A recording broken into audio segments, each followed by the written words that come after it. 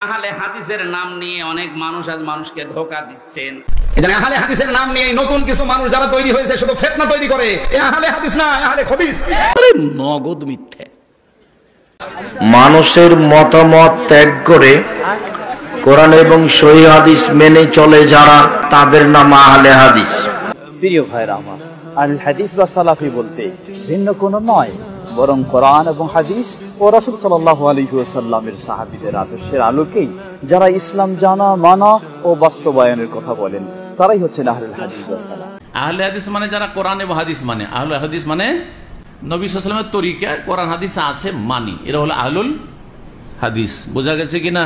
মুহাদ্দিসিনদেরকে আহলে হাদিস বলা হয়েছে, কোরআন এবং হাদিসের যারা খেদমত করতেন এবং যারা কোরআন এবং হাদিসের অনুসারী তাদেরকেও আহলুল হাদিস বলা হয়েছে।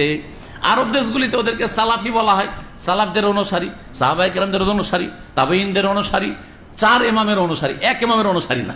সুতরাং আমরা হচ্ছি সালাফদের অনুসারী, সকল আইম্মায়ে কেরামদের অনুসারী, তার আগে তাবেঈনদের অনুসারী, তার আগে সাহাবায়ে কেরামদের অনুসারী, তার আগে মুহাম্মদুর রাসূলুল্লাহ সাল্লাল্লাহু আলাইহি ওয়াসাল্লামের অনুসারী। এবার বোঝা গেছে?